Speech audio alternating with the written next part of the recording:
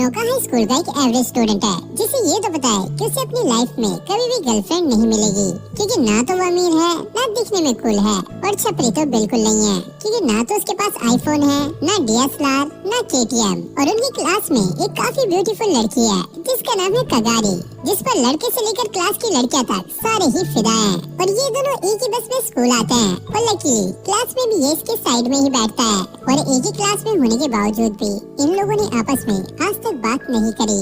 और हम देखते हैं कि इन दोनों की लाइफ काफी ज्यादा अलग है, जहाँ पर सभी बच्चे कगारी को हमेशा घेर के रखते हैं। वही हुनोका क्लास में है भी या नहीं ये किसी को नहीं पता होता।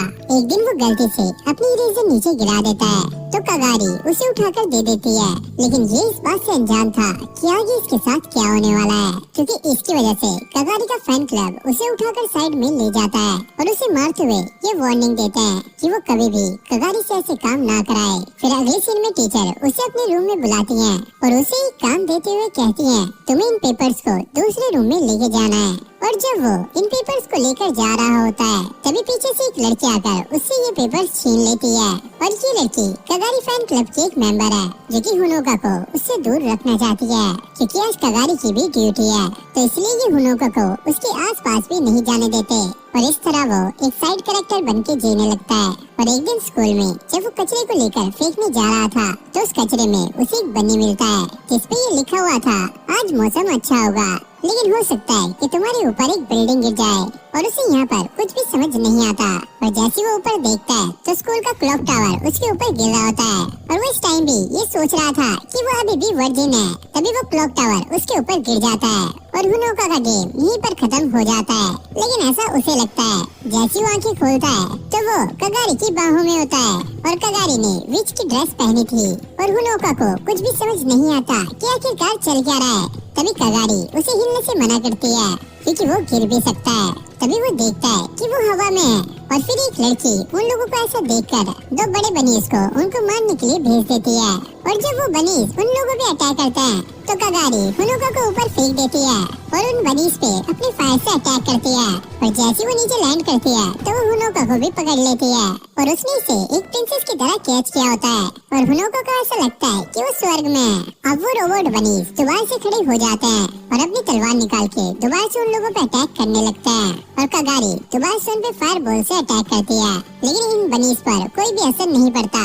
और जब उसका मैजिक काम नहीं करता तो वो उनसे क्लोज कॉम्बैट में फाइट करने लगती है। और ये हुनोका को उसके पास ही रहने को कहती है, लेकिन तभी अचानक हुनोका देखता है कि एक लड़की उसे बुला रही है और वो उसे देखकर उस लड़की के पास चला जाता है। और जब वो वहाँ पर पहुँचता है तो वहाँ पर बहुत सारी बनी रोबोट्स की आर्मी होती है और ये देखकर उसकी फट जाती है, जिसके बाद एक बनी उसे पकड़कर उसे घुटनों के बल ले आता है और दूसरा रोबोट अपना हथियार निकालकर उसकी बलि चढ़ाने वाला था। हुनोका को ऐसा लगता है कि वो सपना देख रहा है और जैसे वो मरेगा उसकी नींद खुल जाएगी।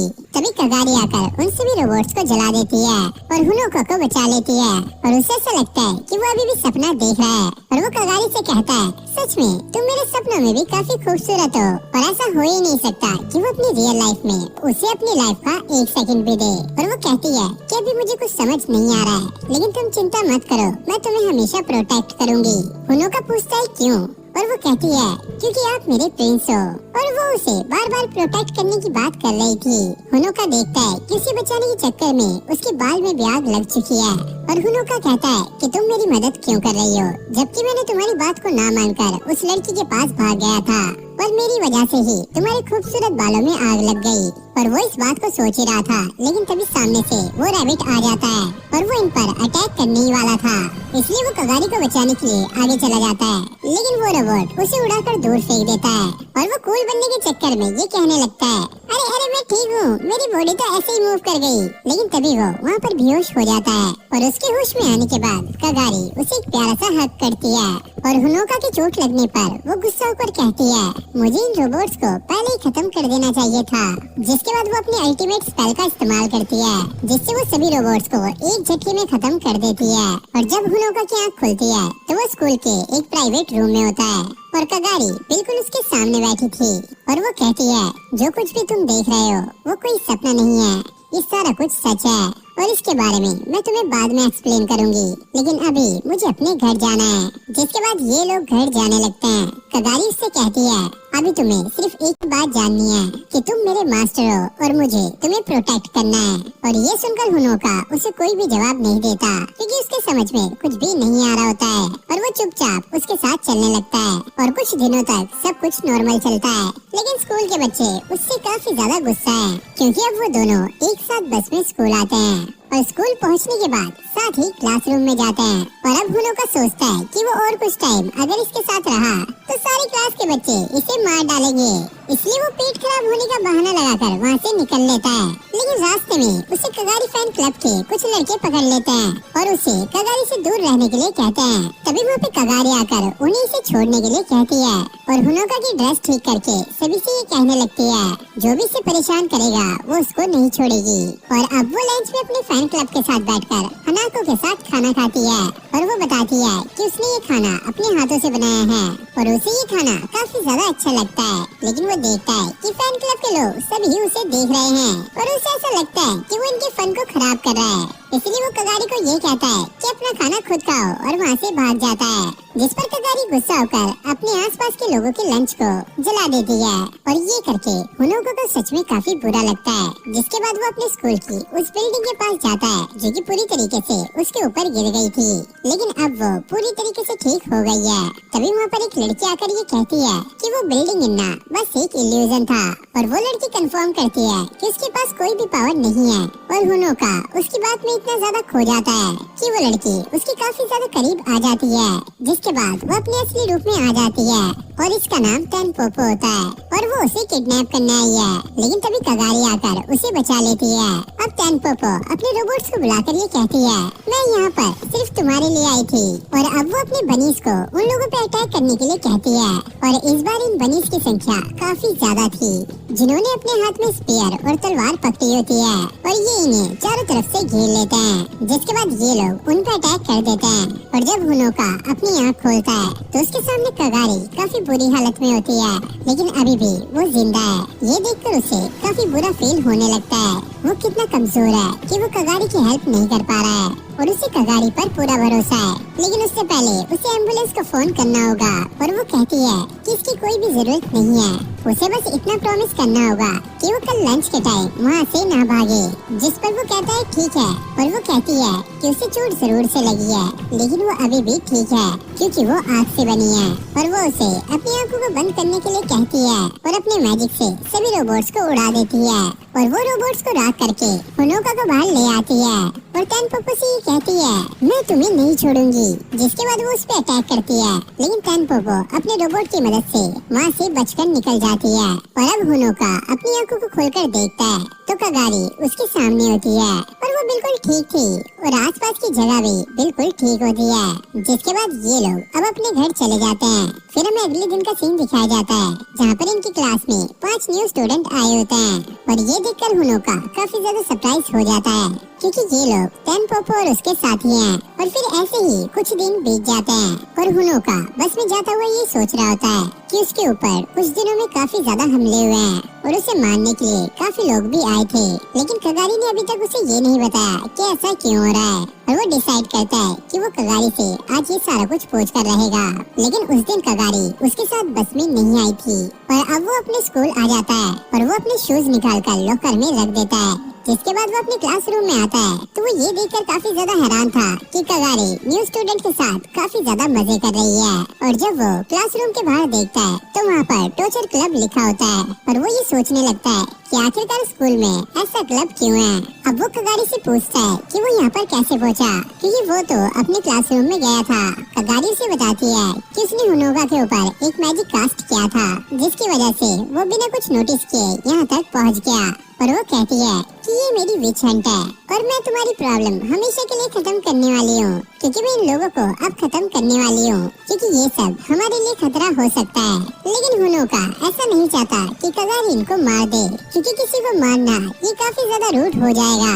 तो वो कगारी को ये सब रोकने के लिए कहता है और कगारी कहती है कि उसके पास और कोई रास्ता नहीं है, उसे इन्हें मारना ही पड़ेगा। हुनोका कहता है कम से कम उनका मुंह तो खोल दो, शायद वो कुछ कहना चाहती हैं। और कगारी कहती है कि वो इन लोगों को पहले ही खत्म कर देती, लेकिन इनकी एक साथी यहाँ से बचकर भाग गई है और मैं इनको इसलिए टॉर्चर कर रही हूँ कि शायद वो इनको बचाने आएगी और मैं एक साथ इन सबको खत्म कर पाऊंगी। होनोका टेनपोपो से पूछता है, आखिरकार तुम मेरे पीछे क्यों हो और मुझे क्यों मारना चाहती हो? और वो समझ जाती है कि कगारी ने इसे कुछ नहीं बताया और वो कहती है, शायद तुम कगारी को पसंद आ गए हो इसलिए वो तुम्हें बचा रही है। जिसपे होनोका दोबारा से उससे पूछता है, क्या तुम मुझे सही रीजन बता सकती हो कि तुम मुझे मारना क्यों चाहती हो? टेनपोपो कहती है, तुम्हारे अंदर एक वाइट चीज है जो कि मुझे चाहिए, इसलिए मैं तुम्हें मारना चाहती हूँ। हैं? वाइट चीज? अबे क्या कह रही है ये? और होनोका को समझ नहीं आता कि आखिरकार ये क्या रही है। तभी टेनपोपो हंसने लगती है और वो कगारी से कहती है, तुम्हें इतना भी खुश होने की जरूरत नहीं है क्योंकि हमारी एक साथी अभी भी गायब है। तभी वो नोटिस करते हैं छत पे से ब्लैक कलर का लिक्विड गिर रहा है और तभी वहाँ पर उनकी साथी विच आ जाती है जो कि कगारी को फेस करके अपनी साथियों को छुड़ा लेती है। जिसके बाद वो होनोका को वहाँ से उठाकर जाने लगती है और कगारी यहाँ पर कुछ भी नहीं कर पाती। अब ये विच नीचे वाली फ्लोर पर आकर काफी ज्यादा खुश होती है क्योंकि इसने होनोका को किडनैप कर लिया है और ऊपर बाकी विचेस ने कगारी को घेर लिया था। लेकिन तभी हम देखते हैं कि कगारी ऊपर की सीलिंग तोड़कर नीचे आ जाती है क्योंकि वो 4 विचेस भी कगारी के सामने कुछ नहीं है। अब ये विच कगारी को देखकर काफी डरने लगती है और वो उसे अपने पास आने से मना करती है। अगर वो इसके पास आएगी तो वो अपने पेट से होनोका को कटवा देगी और कगारी उससे कहती है, तुम्हें डरने की जरूरत नहीं है, मैं इन्हें जलाकर राख कर दूंगी। जिसके बाद वो विच अपने पेट को ऑर्डर देती है और वो होनोका के काट लेता है, लेकिन तभी कगारी उन्हें जलाकर राख कर देती है। जिसके बाद हम देखते हैं कि होनोका की गर्दन पर कोई भी निशान नहीं होता, यानी कि वो बच चुका है। लेकिन उसका जैसा घाव कगारी की गर्दन पर होता है। जिसके बाद वो विचेस वहाँ से भाग जाती हैं और फिर हनाका की आँख खुलती है और वो स्कूल के उसी प्राइवेट रूम में होता है। और यहाँ पर कगारी गर्मी का मौसम होने के बावजूद भी अपने गले में स्कार्फ लगाकर बैठी है। अब होनोका उससे ये पूछने लगता है कि आखिरकार वो लोग मेरे पीछे क्यों पड़े हैं और क्यों वो मुझे मारना चाहते हैं। और कगारी उसकी बात को टालने की कोशिश करती है, लेकिन होनोका सीरियस होकर उससे पूछता है, प्लीज मुझे इसका आंसर चाहिए कि क्यों वो लोग बार बार हम पे अटैक करते हैं और क्यों वो मुझे मारना चाहते हैं। अब कगारी उसे सारी बातें बताने के लिए तैयार हो जाती है। विच 2 तरह की होती हैं। पहली को कहते हैं वर्क्स ऑफ विच, जो कि काफी टाइम पहले से एग्जिस्ट करती हैं और इनका काम होता है लोगों को बचाना और उनका मैजिक भी इसीलिए काम करता है ताकि वो दुनिया को बचा सके, लोगों को बचा सके और उन्हें अच्छाई का प्रतीक माना जाता है। और दूसरी टावर ऑफ विचेस, जो कि अपना मैजिक अपने लिए यूज करती हैं और वो अपने फायदे के लिए किसी को भी मार सकती हैं। इसीलिए वो तुम्हारे पीछे हैं क्योंकि तुम्हारे अंदर एक वाइट चीज है जो उन्हें चाहिए और उसके लिए वो तुम्हें मार भी सकते हैं। और ये बात सुनकर होनोका काफी ज्यादा डर जाता है। जिसके बाद अगले सीन में हम एक कॉफी शॉप में 2 औरतों को देखते हैं, जिसमें से एक थी स्कूल की हेड मिनिस्ट्रेस और दूसरी कगारी की मॉम कजाने। और इनकी बातों से हमें पता लगता है कि ये भी विचेस हैं और ये काफी टाइम पहले से सरवाइव कर रही हैं। और कजाने अपने बहुत ही पुराने राइवल और दुश्मन क्रोनो एरा से 130 साल बाद मिल रही है और वो कजाने को बताती है कि मिलिशिया के स्टूडेंट ने उनके साथ दुश्मनी कर ली है तो शायद वो उसके साथ ज्वाइन करना चाहती है। अब होनोका को कगारी का कॉल आता है और वो उसे बाहर मिलने के लिए बुलाती है। उसे ऐसा लगता है कि ये लोग डेट पर जा रहे हैं और इसके साथ जो हो रहा है वो इसको भी अच्छे से नहीं पता। कगारी इसे वही बताने वाली हो, लेकिन वो आकर यहाँ पर कुछ भी नहीं बताती। जिसके बाद ये लोग एक रेस्टोरेंट में चले जाते हैं और ये लोग यहाँ पर खाना खाने लगते हैं और होनोका उससे काफी सवाल पूछ रहा होता है और कगारी भी उसके सारे सवाल का जवाब दे रही थी। लेकिन तभी वहाँ पर एक वेट्रेस आ जाती है जो कि कगारी को जानती थी और वो होनोका से पूछती है, क्या तुम इस लड़की को जानते हो? ये काफी ज्यादा फेमस है और ये वेट्रेस भी एक विच होती है और ये होनोका का खाना काफी ज्यादा खराब कर देती है। इससे कगारी को काफी ज्यादा गुस्सा आता है और वो होनोका को लेकर वहाँ से चली जाती है और ये दोनों काफी अच्छे से अपना टाइम स्पेंड कर रहे थे। अब ये लोग शॉपिंग के लिए आ जाते हैं जहाँ पर कगारी अपने लिए काफी ज्यादा शॉपिंग करती है और होनोका उसके बैग्स पकड़ रहा होता है और वो ये कहता है, कहीं इसने मुझे अपना नौकर तो नहीं समझ लिया, शायद इसीलिए मुझे इसने आज बुलाया है ताकि मैं इसका सामान उठा सकूं। और फिर उसकी नजर एक छोटी बच्ची पर जाती है जो कि यहाँ पर रो रही थी और शायद ये अपने पेरेंट्स से अलग हो गई है। तभी वहाँ पर एक लड़की आकर उस बच्ची से ये कहती है, तुम चिंता मत करो, मैं तुम्हारे पेरेंट्स को ढूंढ लूंगी। और वो लड़की इस बच्ची को चुप करा देती है और होनोका ये दिखकर काफी खुश था और वो सोचता है अगर इस लड़की की जगह कगारी होती तो वो और भी ज्यादा गुस्सा हो जाती और पता नहीं यहाँ पे क्या क्या बवाल खड़ा कर देती। और हुनोका ये देखते देखते उस लड़की के पास आ जाता है और वो लड़की भी हुनोका को देख रही थी और तभी वो एक पोस्टर निकालती है जिसमें ये लिखा था कि ये बंदा एक वांटेड है और टावर ऑफ विचेस को ये चाहिए, तो ये जहाँ पर भी दिखे इसे पकड़ लेना। अब ये लड़की उस बच्ची को लात मारकर अपनी तलवार निकालकर हनाको पर रख देती है और पीछे से इसके साथ ही विच भी आ जाती हैं, जो कि हुनोका को पकड़ने लग जाती हैं। लेकिन तभी पीछे से कगारी आकर इनको जलाकर राख कर देती है।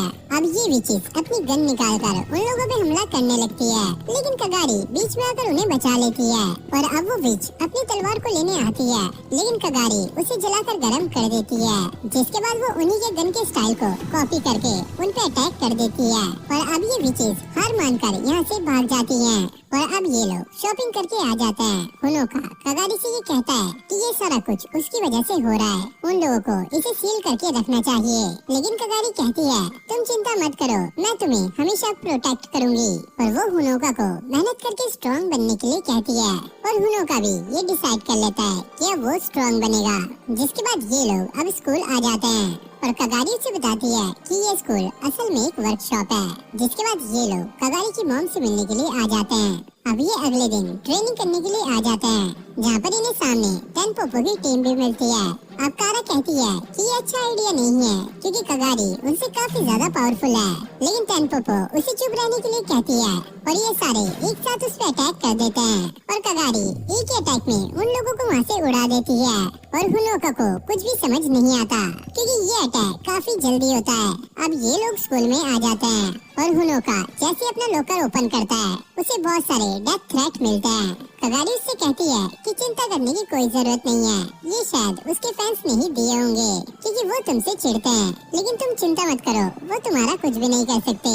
और वो क्लास में जाकर देखता है कि ये लोग उसे देखकर बिल्कुल भी खुश नहीं थे क्योंकि वो क्वीन के साथ एक साथ बैठ रहा है और उसे एक ही साथ खेलने को मिल रहा है। अब स्कूल खत्म होने के बाद कगारी उसे मैजिक प्रैक्टिस करने के लिए कहती है, लेकिन हुनोका उसे ये कहकर टाल देता है कि आज वो काफी ज्यादा थक गया है, इसलिए वो घर जाने के लिए बस स्टॉप पर आ जाते हैं। और जब ये लोग बस में बैठ जाते हैं तो कगारी नोटिस करती है कि बस में अजीब सी मछली उड़ रही है और जब वो बस के नेक्स्ट स्टेशन को देखती है तो वहाँ पर डेथ एंड लिखा हुआ आता है और तभी कगारी पीछे देखती है जहाँ पर नोइरे बैठी थी और ये बस एकदम से खाली हो जाती है और यहाँ तक इसमें कोई भी ड्राइवर नहीं होता और ये बस भी उसी के मैजिक से ड्राइव हो रही है।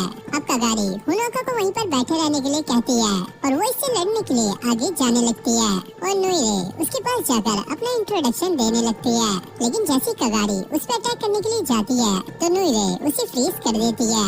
जिसके बाद वो कगारी पर एक काफी पावरफुल अटैक करती है, लेकिन इससे कगारी को कुछ भी नहीं होता और नोइरे ये पहले से ही जानती थी। अब हुनोका आगे आकर कगारी को डिफेंड करने लगता है और नोइरे उसे ये कहने लगती है तुम्हें ऐसे करने की कोई जरूरत नहीं है क्योंकि मैं वैसे भी इसका कुछ नहीं कर सकती। और तभी वो हुनोका के पास आकर उसके पेट में स्टैब कर देती है। अब हुनोका जोर से रोने लगता है और नोइरे कहती है ऐसे लड़कियों की तरह एक्टिंग करने की जरूरत नहीं है और हुनोका देखता है कि उसको कुछ भी नहीं हुआ, लेकिन तभी कगारी नीचे गिर जाती है। हुनोका देखता है कि उसके पेट में वहीं पर अटैक हुआ होता है जहाँ पर नोइरे ने हुनोका के किया होता है और नोइरे ये बताने लगती है कि ये सब कुछ उसकी एक स्पेशल एबिलिटी की वजह से हो रहा है जिसे कहते हैं मैजिक ट्रांसफर। तो जो भी तुम पे अटैक करेगा तो उसका सारा डैमेज कगारी को होगा। और वो एक्सप्लेन करती है कि ये सब कुछ इसलिए हो रहा है क्योंकि कगारी तुम्हारे साथ कॉन्ट्रैक्ट में है और वो तुम्हारे अंदर की पावर को यूज कर सकती है, इसलिए वो इतनी ज्यादा पावरफुल है और इसी वजह से कगारी तुम्हें प्रोटेक्ट कर रही है। और वो कहती है अगर तुम इसे बचाना चाहते हो तो तुम्हें और भी ज्यादा पावर देनी होगी जो कि तुम अपने अंदर की व्हाइट चीज से दे सकते हो। और वो इसकी स्पिरिट की बात कर रही थी पर अब वो उसे एक मैजिकल कैंडी देकर उसे खाने के लिए कहती है और हुनोका भी उसे खाने ही वाला होता है, लेकिन तभी कगारी उन्हें अपनी मैजिक से अलग कर देती है और अब वो हुनोका से कहती है उसे थोड़ी देर के लिए वो बनना होगा जो कि वो नहीं है। जिसके बाद हम देखते हैं कि चारों तरफ ग्रीन लाइट चमकने लगती है और वो एक ग्रीन गोडेस बन जाती है और उसके पास एक बड़ा सा ड्रैगन भी था। न्यूरे ये देखकर समझ जाती है कि वो इन्हें हरा नहीं पाएगी, तो इसलिए वो वहाँ से भाग जाती है। जिसके बाद ये लोग बस स्टॉप पर पहुँच जाते हैं। होनोका देखता है कि कगारी अब बिल्कुल ठीक है, लेकिन वो अभी तक जागी नहीं है। अब वो उसे हॉस्पिटल में ले आता है, जहाँ पर नर्स उसे कहती है कि वो काफी ज्यादा वीक हो गई है, लेकिन थोड़ा रेस्ट करने के बाद वो ठीक हो जाएगी। जिसके बाद अब वो अपने घर पर आ जाता है और उसकी पॉकेट में वही कैंडी रखी होती है जो कि नोइरे ने उसे खिलाने की कोशिश की थी, इसलिए वो उसे अपनी जेब से निकाल के अपनी ड्रॉर में रख लेता है, ये सोचकर कि शायद इमरजेंसी में ये उसके काम आए। अगले दिन कगारी होनोका को मैजिक ट्रेनिंग के लिए जिम में ले आती है और वो आज एक विच की ड्रेस में था और कगारी अब उसे जंप करने के लिए कहती है और जैसे वो जंप करता है तो वो जिम के काफी ऊपर तक पहुंच जाता है और जब वो नीचे गिरता है तो कगारी फिर से उसे अपनी बाहों में पकड़ लेती है और अब वो होनोका को उसे ऐसे ही उठाने के लिए कहती है और जब वो उसे उठाता है तो वो कहता है वो काफी ज्यादा हल्की है और कगारी बताती है कि विच की ड्रेस उन्हें काफी ज्यादा हल्का बना देती है और अब कगारी उसे अपने पास एक झाड़ू लाकर दिखाती है और वो कहती है कि अपने हाथों की मूवमेंट से तुम इसे अपने पास ला सकते हो और होनोका काफी ज्यादा ट्राई करता है लेकिन ये झाड़ू उसके पास नहीं आती। अब कगारी का अलार्म बजने लगता है और वो कहती है कि अब टाइम हो चुका है, जिसके बाद सभी बच्चे जिम में आने लगते हैं और होनोका डरते हुए कहता है अरे चलो हमें छुपना चाहिए, नहीं तो ये हमें देख लेंगे, लेकिन कोई भी उन्हें देख नहीं पाता और कगारी कहती है कि ये सारा कमाल इस ड्रेस का है, ये ड्रेस पहनने से वो लोग हमें नोटिस नहीं कर सकते और अच्छी बात यह है कि वो हमें रास्ता भी दे देंगे। अब वो चलते हुए होनोका से ये पूछती है क्या तुम्हें ऊंचाई से डर लगता है और इतना कहते ही वो उसे उठाकर अपने झाड़ू पर बिठाकर ऊपर ले जाती है और वो कहती है कि ये हम तब तक प्रैक्टिस करेंगे जब तक तुम अपने झाड़ू को बुला नहीं पाओगे और वो ये भी बताती है कि उसके जैसी विच झाड़ू पर बैठकर आसमान में ड्यूटी करती रहती है ताकि दुनिया में कुछ भी बुरा ना हो और उनके स्कूल के पास काफी ज्यादा स्ट्रॉन्ग विचेस हैं जो कि वहीं आसपास ड्यूटी करती रहती हैं और कुछ देर उड़ने के बाद कगारी अब कहती है कि हमें वापस स्कूल चलना चाहिए। तभी होनोका एक बच्ची को देखता है जिसे कुछ गुंडे छेड़ रहे थे और वो कहता है कि हमें इसकी हेल्प करनी चाहिए। कगारी कहती है कि ये हमारा काम नहीं है, हमारा काम है बुरी विच से लोगों को बचाना और ये काम पुलिस का है। लेकिन होनोका उसकी बात नहीं सुनता और वो अपने झाड़ू को बुलाकर उसके ऊपर बैठकर वहाँ से चला जाता है और वो किसी तरह झाड़ू को कंट्रोल करके सीधा उन लोगों से जाकर भिड़ जाता है और अब ये लोग उसे सबक सिखाने का डिसाइड करते हैं। लेकिन भाई मैं एक चीज में कंफ्यूज हूँ, जब ये ड्रेस पहनकर ये किसी को भी नहीं देख सकते तो इन लोगों को कैसे दिख रहे हैं? तभी कगारी पीछे से आकर उन लोगों को जला देती है। होनोका पूछता है अरे तुमने तो कहा था तुम नॉर्मल लोगों पे अटैक नहीं करती। अब कगारी कहती है कि वो नॉर्मल लोग नहीं थे, वो विच थी, तभी वो तुम्हें नोटिस कर पाई। तो अच्छा भाई ये बात थी और इन लोगों ने जिसे बचाया होता है वो होनोका की बहन की दोस्त थी, क्योंकि ये लोग विच थे तो उसे कुछ भी दिखाई नहीं दिया। और फिर अगले सीन में हमें एक फॉरबिडन जगह को दिखाया जाता है जहाँ पर काफी ज्यादा सिक्योरिटी थी और यहाँ पर एक काफी खतरनाक इविल विच को कैद करके रखा हुआ है और इसके लिए यहाँ पर सिक्योरिटी भी लगाई हुई है और यहाँ पे दो गार्ड्स बात कर रहे होते हैं। आखिरकार इस विच के लिए इतनी ज्यादा सिक्योरिटी क्यों है? क्या ये इतनी ज्यादा खतरनाक है? और एक गार्ड कहता है देखो वो हंस रही है और हम देखते हैं कि उस विच का ग्लास अब टूटने लगता है और अब हमें टावर विच को दिखाया जाता है जो ये प्लानिंग कर रही थी कि कैसे वो फायर विच को पकड़ेंगी और इन्हें एक प्लान भी मिल जाता है और ये डिसाइड करते हैं कि ये होनोका और कगारी को एक दूसरे से अलग कर देंगे, जिसके बाद इन्हें होनोका की बॉडी मिल जाएगी। लेकिन प्रॉब्लम की बात ये है कि वो दोनों तो भाई अलग रहते ही नहीं है और तभी वहाँ पर नोइरे आ जाती है और वो उनके प्लान में ज्वाइन होने के लिए कहती है। अब होनोका भी जाग गया है और वो अपने स्कूल जाने के लिए रेडी होने लगता है। वहीं उसकी छोटी बहन उसके बाल ड्राई कर रही थी और वो पूछती है कि पिछले हफ्ते किस लड़की ने तुम्हें कॉल किया था और होनोका उसे ये भी नहीं बता सकता कि उनके स्कूल की सबसे हॉट लड़की ने उसे कॉल किया था और वो बहाना लगाते हुए कहता है अरे कुछ नहीं, वो तो मुझे सिस्टम से कॉल आया था। और उसकी बहन कहती है अगर ऐसा ही था तो तुम इतनी जल्दी बाहर क्यों चले गए थे? और वो दोबारा से बहाना लगाने का ट्राई करता है लेकिन उसकी बहन उससे पकड़ लेती है। अगर तुमने सच नहीं कहा तो मैं तुम्हें नहीं छोड़ूंगी। और वो कहती है कि मुझे ये बात बहुत ज्यादा सुनने को मिल रही है कि तुम स्कूल की क्वीन के साथ बहुत ज्यादा घूम रहे हो और इसीलिए सभी लोग मुझे बुली करते हैं क्योंकि मैं तुम्हारी बहन हूँ। और वो उससे पूछती है कि तुम उसके साथ करते क्या हो, लेकिन तभी उनकी मॉम उन्हें खाना खाने के लिए बुला लेती है और उसकी बहन उसे छोड़कर वहाँ से जाने लगती है। और वो जाते हुए कहती है, तुम चिंता मत करो, मैं रात को तुम्हारे से इन्वेस्टिगेशन करूंगी कि आखिरकार चल क्या रहा है। फिर हमें कगारी को दिखाया जाता है जो कि बस स्टॉप पर हुनोका का वेट कर रही थी, लेकिन तभी टैनपोपो की टीम आकर उसे वहाँ पर घेर लेती है और हुनोका अपना ब्रेकफास्ट करके जल्दी से घर से निकल जाता है। लेकिन तभी रास्ते में टैनपोपो उसे घेर लेती है और वो उसे पकड़कर कहती है कि अभी मेरी टीम कगारी को काफी ज्यादा पीट रही होगी क्योंकि नोएरे ने उसे कगारी की सारी कमी बता दी है। तभी टैनपोपो के 2 रोबोट्स हवा में उड़ जाते हैं और वो देखती है एक काफी बड़ा टेडी बियर उसके रोबोट से खेल रहा है और हुनोका देखता है कि ये सारा कुछ काजुमी कर रही है जो कि उसकी बहन है। और ये देखकर टैनपोपो काफी ज्यादा गुस्सा हो जाती है क्योंकि उसका प्लान सही से काम कर रहा था, लेकिन इसने आकर सारा कुछ बिगाड़ दिया। जिसके बाद वो अपना काफी बड़ा रोबोट निकालकर उससे फाइट करने लगती है और फिर इनके बीच काफी खतरनाक फाइट होती है और देखने में ऐसा लगता है कि टेडी बियर उससे जीत जाएगा, लेकिन ये बनी उस पे काफी ज्यादा भारी पड़ रहा था। अब टेडी बियर उसे उठाकर दूर फेंक देता है, लेकिन बनी वापस आकर उसके गले में अटैक कर देता है, जिसके बाद वो उसके ऊपर पॉइजन भी कर देता है। और अब हमें ऐसा लगता है कि यहाँ पे टेडी बियर हार जाएगा और इसी का फायदा उठाकर बनी उस पे दोबारा से अटैक करता है, लेकिन टेडी बियर उसे इस बार एक बार में चित कर देता है। लेकिन तभी स्केलेटन जैसा डायनासोर उस पे आके अटैक कर देता है और अब वो देखती है कि उसे दोनों तरफ से घेर लिया गया है। जिसके बाद काजुमी अपनी सीक्रेट टेक्निक का इस्तेमाल करती है और वो एक क्लोसल टाइटन जितनी बड़ी हो जाती है, जिसके बाद वो उन दोनों को वहीं पर कुचल देती है और इससे आधा शहर तबाह हो जाता है और अब वो नीचे आ गई थी। अब हुनोका उससे ये पूछता है, आखिरकार ये सब क्या चल रहा है? काजुमी उसे कहती है, तुम्हें क्या लगता है जब प्रिंसेस तुम्हारे पास नहीं थी तो तुम्हें प्रोटेक्ट कौन कर रहा था? और अब वो अपनी बहन से कगारी को बचाने के लिए कहता है, लेकिन काजुमी कहती है कि हमें ऐसा करने की कोई जरूरत नहीं है क्योंकि कगारी काफी ज्यादा पावरफुल है। और वो दिखाती है कि कगारी उस टेडी बियर पे बैठकर अपनी बुक को एंजॉय कर रही है। अब ये बंदा कगारी के पास जाकर पूछने लगता है, अरे अरे अरे तुम्हें कहीं चोट तो नहीं लगी? और काजुमी उस पे गुस्सा हो जाती है, अबे ओए एहसान फरामोश, तूने मुझे थैंक यू भी नहीं बोला, मैंने तेरी कितनी मदद की है और तू इससे आकर पूछ रहा है कि तुम्हें चोट नहीं लगी? अब काजुमी कगारी से कहने लगती है, हमने ये वादा किया था जब हुनोका घर पे होगा तो मैं उसे प्रोटेक्ट करूंगी और जब वो स्कूल में होगा तो कगारी तुम उसे प्रोटेक्ट करोगी। और हुनोका समझ जाता है कि इन दोनों को सारा कुछ पता है और जो इसकी बहन सुबह बातें बना रही थी वो तो सब मजाक था। अब काजुमी उसे ये बताने लगती है कि शहर में 30 टावर विचेस आ चुकी हैं और वो अभी तक इसलिए चुप है क्योंकि मुझे लगता है कि वो कुछ बड़ा प्लान कर रही हैं। और स्कूल में कजानी ये देखती है कगारी और टावर विच की फाइट की वजह से आधा शहर तबाह हो चुका है और अब कगारी हुनोका को उसके साथ 24 घंटे रहने के लिए कहती है ताकि वो उसे हमेशा प्रोटेक्ट कर सके। लेकिन नुइरे कुछ और ही प्लान कर रही है क्योंकि वो सारी टावर विचेस को अपने बेस में ले आई है। और तभी हेड मिनिस्ट्रेस को ये खबर मिलती है कि मेड्यूसा अपनी सीट से भाग चुकी है।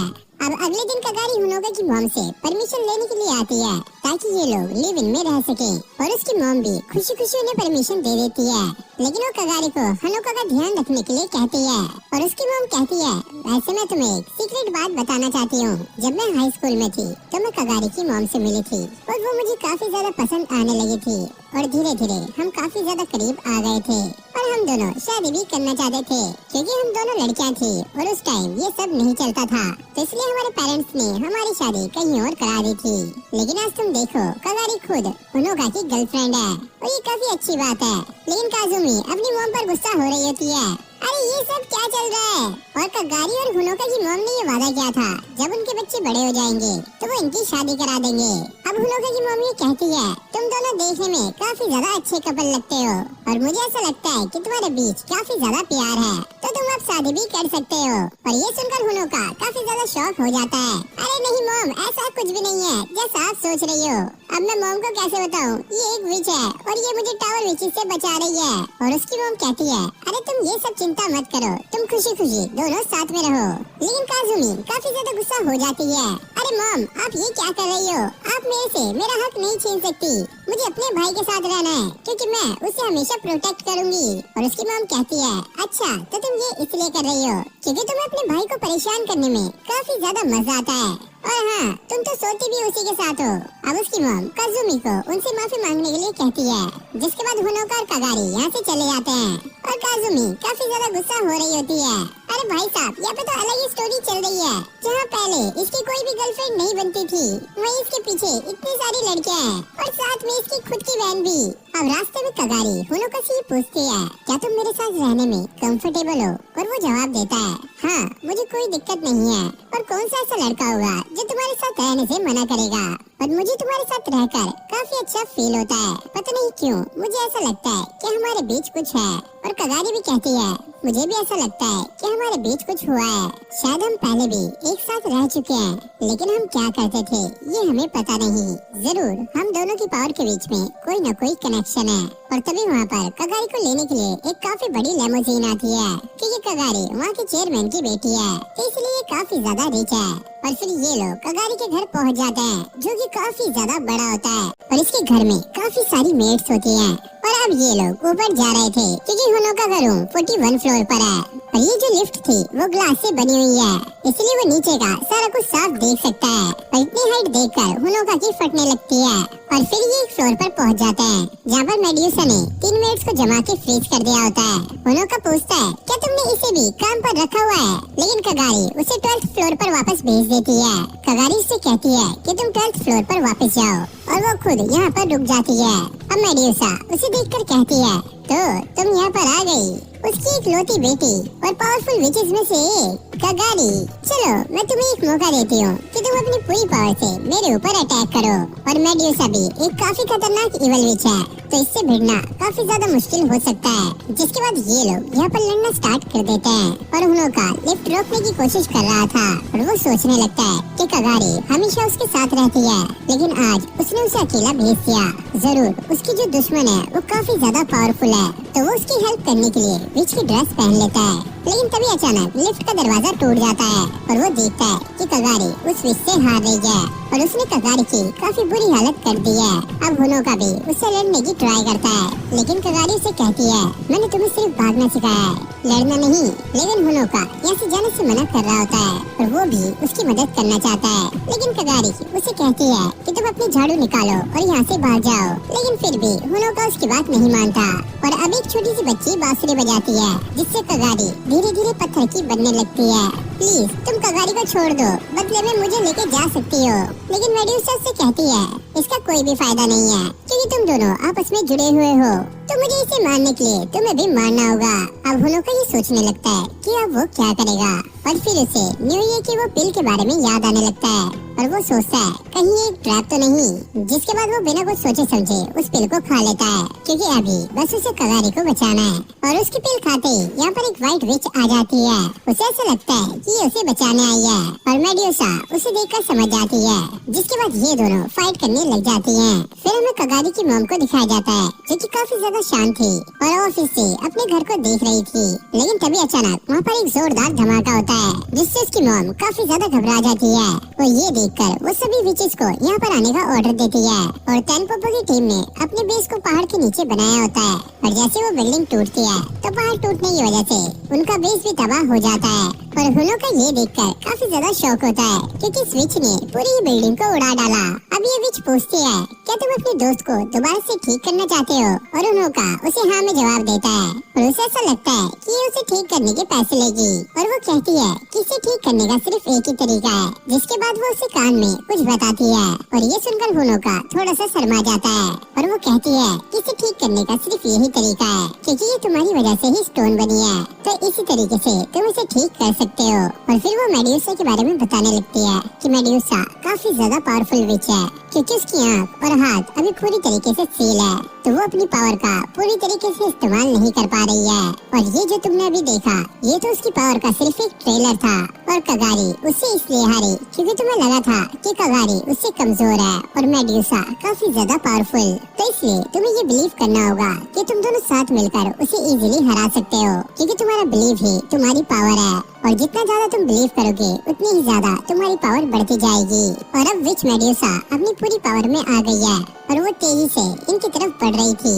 अब ये विच उनसे कहती है, ठीक है, मैंने तुम्हें सारा कुछ बता दिया है, तो अब मेरा टाइम खत्म हुआ। और हाँ, फिर से किसी ऐसी सिचुएशन में मत फंसना जिसमें तुम्हें मेरी जरूरत पड़े। और ये कहकर वो यहाँ से गायब हो जाती है। और अब मेडुसा उनके पास पहुँच गई थी, जो कि काफी ज्यादा पावरफुल हो गई है। ये देखकर हुनोका कगारी को किस कर देता है, जिससे कगारी दोबारा से नॉर्मल हो जाती है। अब यहाँ पे टैनपोपो की टीम भी मेडुसा की मदद करने के लिए पहुँच जाती है, लेकिन कगारी अपने एक अटैक से उन्हें उड़ा डालती है। अब कगारी हुनोका को उठाकर उस विच से फाइट करने लगती है और इन दोनों के बीच काफी खतरनाक फाइट चल रही थी और ये लाइट की स्पीड से फाइट कर रहे थे। और मेडुसा उसे दोबारा स्टोन बनाने की कोशिश करती है, लेकिन इस बार वो इसमें नाकाम होती है क्योंकि हुनोका को अब उस पे पूरा भरोसा है। और कगारी हुनोका को उसकी आंख बंद रखने के लिए कहती है और कगारी अपना फाइनल अटैक करके इस फाइट को यहीं पर खत्म करती है। और अगले सीन में जब हुनोका की आंख खोलती है तो वो स्कूल के मेडिकल रूम में होता है और वो जल्दी से उठकर कगारी से ये पूछने लगता है, आखिरकार क्या हुआ। कगारी कहती है, क्या तुम ठीक तो हो ना। और वो कहता है, हाँ मैं बिल्कुल ठीक हूँ, क्या तुम ठीक हो। और उसे ऐसा लगता है कि ये सब कुछ एक सपना था। जिसके बाद कगारी उसे मेडुसा को दिखाती है और हुनोका ये देखकर शॉक हो जाता है, ये यहाँ पर क्या कर रही है। कगारी कहती है, अब चिंता करने की जरूरत नहीं है, ये हम पर हमला नहीं करेगी। अब कगारी उसे एक किस देती है। हुनोका पूछता है, आखिरकार ये क्या था। वो कहती है, तुमने मेरे ऊपर एक एहसान किया था तो मैं भी किसी का एहसान नहीं रखती। अब काजुमी के पास एक कॉल आता है और उसे पता लगता है कि क्राफ्ट विचेस की एक इमरजेंसी मीटिंग रखी गई है। और जब हुनोका और कगारी बाहर आ रहे थे कि सारी क्राफ्ट विचेस एक साथ इकट्ठा हो रही हैं और क्योंकि अब कगारी का घर पूरी तरीके से डिस्ट्रॉय हो गया है तो हुनोका उसे अपने घर ले आता है। और जब ये लोग घर पहुँचते हैं तो हुनोका की मॉम उन्हें देखकर काफी खुश होती है। फिर हमें काजुमी को दिखाया जाता है जो कि अपने स्कूल से वापस आ चुकी है और जैसे वो अपने भाई के रूम में जाती है तो हुनोका और कगारी अलग ही पोजीशन में होते हैं और ये देखकर वो काफी ज्यादा शॉक हो जाती है। जिसके बाद वो अपनी मॉम पर चिल्लाने लगती है, आखिरकार आपने इसे यहाँ पर रहने की परमिशन क्यों दी। इसने मेरा मूड सारा का सारा खराब कर दिया है, मैं नहीं चाहती कि ये हमारे साथ रहे। और ये सुनकर उसकी मॉम काफी ज्यादा परेशान हो जाती है, जिससे उन्हें फीवर भी हो जाता है। अब हुनोका अपनी मॉम को ध्यान रखने के लिए कहकर अपने स्कूल आ जाता है। फिर हमें स्कूल का सीन दिखाया जाता है जहाँ पर स्टूडेंट काउंसिल की प्रेसिडेंट सब बच्चों को डांटने लगती है। आखिरकार हुनोका और कगारी एक हफ्ते से स्कूल क्यों नहीं आ रहे हैं और क्यों इन लोगों को उनके बारे में नहीं पता। क्या तुम लोग भूल गए हो कि हमें हुनोका को अपनी प्रिंसेस से अलग रखना है। अब उनमें से एक लड़की ये कहती है, क्योंकि कगारी ने हुनोका को छूने से मना किया था तो इसलिए हम इसमें कुछ नहीं कर सकते। अब ये गुस्सा होकर एक टीचर को सुनाने लगती है और उसी से कुछ करने के लिए कहती है और अगर वो ऐसा नहीं करेगा तो वो उसे इस स्कूल से निकाल देंगे। अब हुनोका और कगारी स्कूल में आ जाते हैं जहाँ पर मिकागी सेंसे उनके पास आते हैं और उन्हें अपने साथ चलने के लिए कहते हैं। और अब हम देखते हैं कि ये एक लैब में आ गए हैं और अब वो हुनोका से पूछता है, क्या तुम्हें पता है कि स्कूल के सभी बच्चे कगारी को अपनी प्रिंसेस क्यों बुलाते हैं। और वो जवाब देता है कि ये उनके स्कूल का ट्रेडिशन है। तभी मिकागी ये कहता है, स्कूल फेस्टिवल खत्म होने के बाद सभी स्टूडेंट्स ने ये वोट किया था कि उनके स्कूल का कौन सबसे ज्यादा कमाल का स्टूडेंट होगा, जिसके फेस को वो अपने स्कूल का रिप्रेजेंटेटिव बनाएंगे और उस स्टूडेंट को उसकी लुक, ग्रेस और बाकी सब चीजें देखकर उसे वोट दिया जाएगा। और लास्ट में जिसको ज्यादा वोट मिलेंगे वही स्कूल का प्रिंस या प्रिंसेस बनेगी। और वो उससे पूछता है, तब क्या होगा जब लोग र्यूमर्स फैलाना स्टार्ट कर देंगे और स्पेशली जब कोई लड़का उससे जुड़ा हुआ हो। हुनोका समझ जाता है कि वो उसी के बारे में बात कर रहा है और वो खड़ा होकर कहता है, ऐसा कुछ नहीं है जैसे कि आप समझ रहे हो। और मिकागी सेंसे से कहते हैं कि वो हमेशा इन दोनों को साथ देखते हैं और पिछले एक हफ्ते से ये लोग स्कूल भी नहीं आए तो वो लोग और क्या ही सोचेंगे। अब मिकागी कहता है, कगारी उससे नहीं स्कूल से बिलोंग करती है तो इसलिए उसे उससे दूर रहना चाहिए। और ये सुनकर हुनोका को काफी ज्यादा बुरा फील होता है। कगारी उसे सुनकर कहती है कि इसकी कोई जरूरत नहीं है क्योंकि हमारे बीच वैसे भी कोई नहीं आ सकता। अब मिकागी सेंसे भी ये कहता है, हाँ इसने सही कहा कि ये स्कूल की काफी पावरफुल इंसान है और इसे ऑर्डर डायरेक्ट बोर्ड से आता है तो कोई भी इसका कुछ नहीं कर सकता। और उसे ये सब करने के लिए स्टूडेंट प्रेसिडेंट की काउंसिल ने कहा था। जिसके बाद उसके हाथ में एक केमिकल होता है जिसे फोड़ते ही अब हुनोका बिल्कुल अलग जगह पर होता है। उसे कुछ समझ नहीं आता कि आखिरकार यहाँ पर चल क्या रहा है। मिकागी सेंसे उसे कहते हैं, शायद तुम्हें ऐसा लगा था कि वो केमिकल कोई साइंटिफिक केमिकल है, लेकिन नहीं, असल में वो एक मैजिक था। और उसने कगारी को थोड़ी टाइम के लिए जाने के लिए कहा है क्योंकि हुनोका से कुछ इम्पोर्टेंट बात करना चाहता है। और अब वो हुनोका को ये बताने लगता है कि तुम्हारे अंदर टोटल 5 सील है, जिसमें से एक तुमने ऐसी पिल खाकर पहले ही तोड़ दिया है जब तुमने उस व्हाइट विच को बुलाया था, और बाकी की सील भी टाइम आने पर अपने आप टूट जाएंगी। और चेयरमैन को इसके बारे में बिल्कुल भी खबर नहीं है, और अगर उसे इसके बारे में पता लगा तो वो जल्द ही तुम्हारी दुश्मन बन जाएगी। तो अच्छा यही होगा कि तुम अपने आप को प्रोटेक्ट रखो। और हम देखते हैं कि चुपके से काजुमी ये सारी बातें सुन रही थी। तभी यहाँ पर कगारी आती है और उसकी इस वर्ल्ड को डिस्ट्रॉय कर देती है और हुनोका को वहाँ से बाहर निकाल लेती है। अब वो उससे पूछता है ये मिकागे सेंसे चीज क्या है। वो बस इतना कहती है तुम ये समझो कि वो एक लप्पू है और तुम्हें उसकी बातों में आने की कोई भी जरूरत नहीं है। वो बस एक डॉल थी जिसे कोई और कंट्रोल कर रहा था। और फिर वो उससे ये अनाउंस करवाती है कि सभी को जिम में इकट्ठा होना है। और स्टूडेंट काउंसिल की प्रेसिडेंट कगारी की मॉम को ये सारा कुछ बता देती है। अब कगारी सभी के सामने ये अनाउंस करती है क्योंकि वो स्कूल की एक प्रिंसेस है और उसके पास काफी सारी पावर है, तो इसका इस्तेमाल करके स्टूडेंट काउंसिल की प्रेसिडेंट को इस पद से निकालती है। और फिर वो हुनोका को इस स्कूल का एक न्यू प्रेसिडेंट बना देती है। और ये देखकर उसकी मॉम काफी ज्यादा खुश हो जाती है कि उसे स्कूल की काफी ज्यादा चिंता है। अब हुनोका भी काफी ज्यादा शौक होता है, अबे भाई ये पागल लड़की क्या कर रही है। और फिर वो काउंसिल में हुनोका को सभी से मिलाती है और उसने खुद को वाइस प्रेसिडेंट बना लिया है। अब हुनोका को कुछ कहने के लिए कहते हैं, लेकिन तभी एक लड़की खड़ी होकर पुरानी प्रेसिडेंट के बारे में पूछने लगती है। अब कगारी यहाँ पे कुछ लाइंस लिखती है जो कि हुनोका को उनके सामने बोलने के लिए कहती है, लेकिन भाई ये लाइनें बिल्कुल भी अच्छी नहीं होती। जिसके बाद वो अपनी तरफ से कुछ कहने लगता है।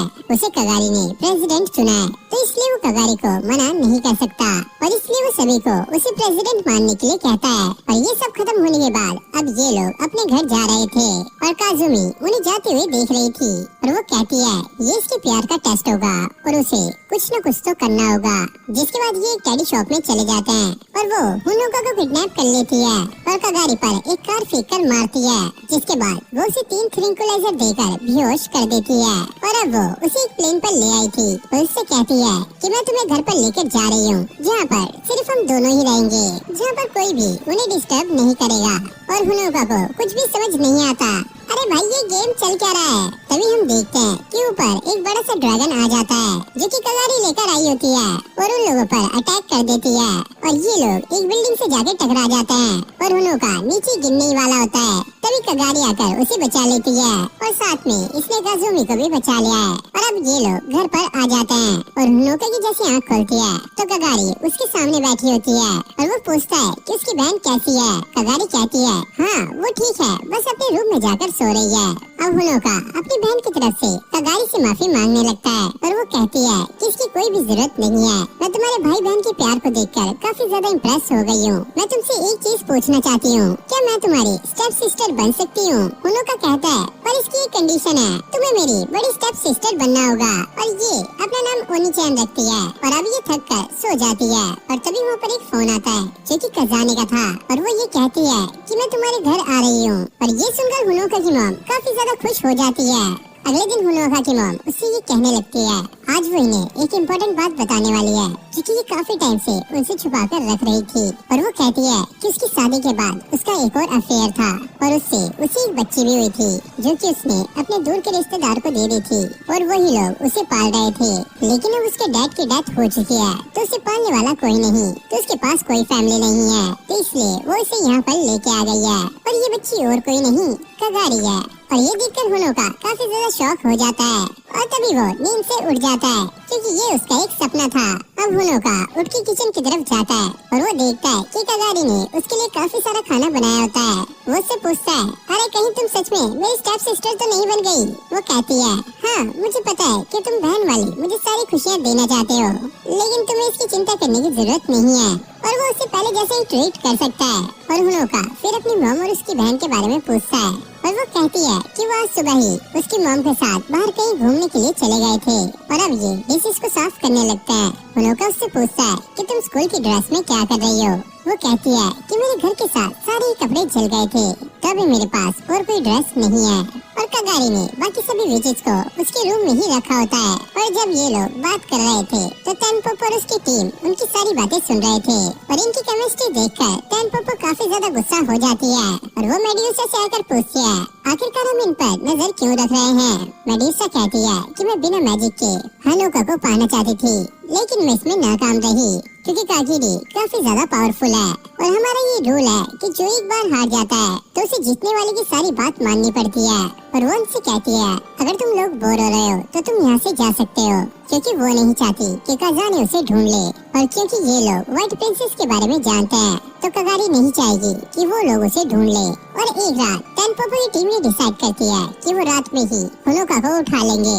लेकिन जैसे ही वो उसके रूम में जाते हैं वो देखते हैं कि कगारी अभी तक सोई नहीं है और वो होनोका का ध्यान रख रही है। और ये लोग काफी टाइम से इंतजार करते हैं कि कगारी सोए और ये लोग होनोका को उठाकर ले जाएं। लेकिन ऐसे करते करते इनको काफी ज्यादा टाइम बीत जाता है, लेकिन कगारी नहीं सोती। और ये लड़कियां ये देखकर काफी शॉक थी कि बिना सोए भी कगारी इतनी ज्यादा ब्यूटीफुल कैसे है। और नेक्स्ट डे जब कगारी उससे पढ़ाती है, होनोका उससे पूछता है, आखिरकार तुम मुझे क्यों पढ़ा रही हो। वो कहती है, इससे तुम्हारे ग्रेड अच्छे आएंगे, लेकिन तुम तो मुझे फाइट करना सिखाने वाली थी। और वो कहती है कि लड़ना बुरी बात है। और वो कहता है, अबे यार क्या बकवास है ये, ऐसे तो मैं आलसी बन जाऊंगा, हमें ये सब छोड़ के कुछ प्रैक्टिकल करना चाहिए। और वो कहती है कि वो ये सब नहीं कर सकती क्योंकि ये लोग अभी लीगल एज तक नहीं पहुँचे और इसके और होनोका के ग्रेड्स में जमीन आसमान का फर्क है। अगर वो पढ़ाई नहीं करेगा तो ये दोनों सेम यूनिवर्सिटी में नहीं जा पाएंगे। और उसकी बात मानकर वो पढ़ाई करने लगता है। और थोड़ी देर बाद बाहर बारिश आ जाती है और वो लोग बाहर से कपड़े उठाकर घर में ले आते हैं और बारिश से ये लोग भीग चुके होते हैं। अब कगारी उसे चेंज करने के लिए भेज देती है और यहाँ पर उन दोनों की मॉम भी आ जाती है।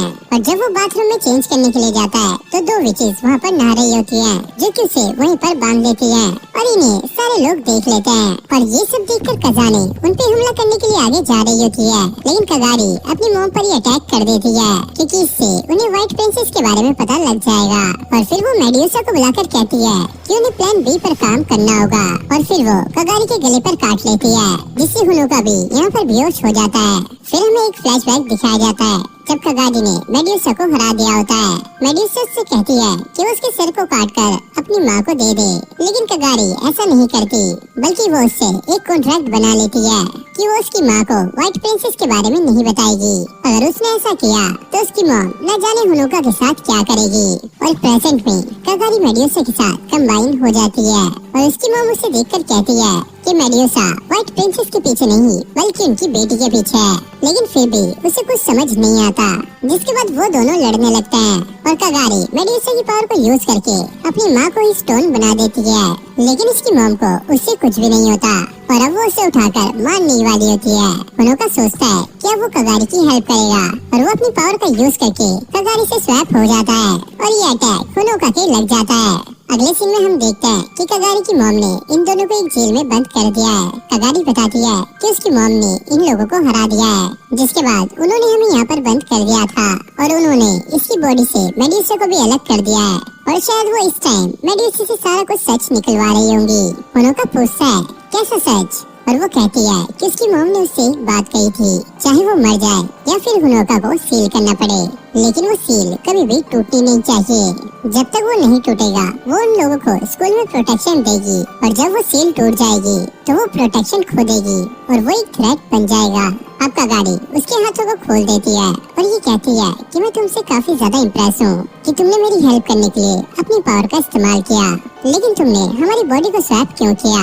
लेकिन होनोका उसे उसकी बात कंप्लीट करने को कहता है और वो कहती है कि वो मेड्यूसा के साथ इसलिए कंबाइन हो गई थी क्योंकि उसे पता था कि वो अकेली कुछ नहीं कर सकती और उसे लगा था कि वो सील नहीं टूटेगी, लेकिन वो सील टूट गई थी। और अब वो पूछता है कि हम लोग क्या करेंगे। कगारी कहती है कि हम लोगों को अपनी माँ को हराना होगा। ये कहता है कि ऐसा करना तो नामुमकिन है। अब होनोका को उसकी बहन की बात याद आने लगती है। उसने कहा था कि अगर ये टाउन छोड़कर चले जाएं, तो कोई भी विच उनका कुछ नहीं कर सकती, लेकिन कगारी उसे ऐसा करने से मना कर देती है क्योंकि सारी विच उसकी पावर के पीछे पड़ी हुई हैं और वो काफी बुरे लोग हैं। अगर हम यहाँ से भागेंगे तो हो सकता है उन्हें ये पावर मिल जाए, लेकिन हम ऐसा नहीं करेंगे। हम इसी टाउन में रहेंगे और साथ में ही स्कूल जाएंगे। अब होनोका कुछ कहने ही वाला होता है, लेकिन कगारी उसे चुप कराकर कहती है क्योंकि कल काउंसिल डे है तो हमें काम करने के लिए स्कूल जाना ही होगा। क्योंकि ऐसे ही लोग हमारी स्किल्स को देख सकते हैं। और वो कहता है कि हम यहाँ से कैसे निकलेंगे। कगारी कहती है कि मेरे पास एक रास्ता है। और यहाँ पर हम देखते हैं कि कज़ाने नोइरे को पीटकर उसके साथ गेम खेलने लगती है। नोइरे पूछती है कि मेड्यूसा कहाँ पर है, तो कज़ाने गुस्सा होकर उसे बताने लगती है। जब वो उसे वापस लेकर आ रही थी तो उसे रास्ते में दूसरे टाउन की वर्कशॉप विचेस मिली, जो कि उससे मेड्यूसा को छीन कर ले गई, क्योंकि वो विचेस उसे अपने टाउन में सील करके रखना चाहती हैं। लेकिन अब वो इसके बारे में नहीं सोचती, क्योंकि इनके टाउन में सारा कुछ ठीक हो चुका है। तभी हम देखते हैं कि स्कूल को तोड़कर कगारी और हुनोका वहाँ पर आ जाते हैं और कगारी अपनी मॉम से लड़ने के लिए तैयार होती है। और तभी उसकी मॉम यहाँ पर आके कहती है कि तुम यहाँ पर क्या कर रही हो, तुम वापस अपनी नॉर्मल फॉर्म में जाओ। कगारी पूछती है क्या आप मुझसे नहीं लड़ोगी, और इसकी मॉम यहाँ पर साफ मना कर देती है। तभी उनके पीछे से एक काफी बड़ा बर्ड आता है और इस बर्ड पर वही विचेस होती है जिन्होंने कगारी की मॉम से मेड्यूसा को छीना होता है, और वो उसे थैंक यू बोलकर यहाँ से निकल जाती है। अब कगारी की मॉम उन दोनों को डांटने लगती है और वापस घर जाने के लिए कहती है, और ये लोग बातें करते हुए अपने घर जाने लगते हैं। और ये पार्ट यहीं पर एंड हो जाता है। अगर इस पार्ट पे अच्छा रिस्पॉन्स आएगा तो मैं जल्दी से इसका नेक्स्ट पार्ट डाल दूंगा। तो चैनल पर न्यू हो तो वीडियो को लाइक करके चैनल को सब्सक्राइब कर लेना।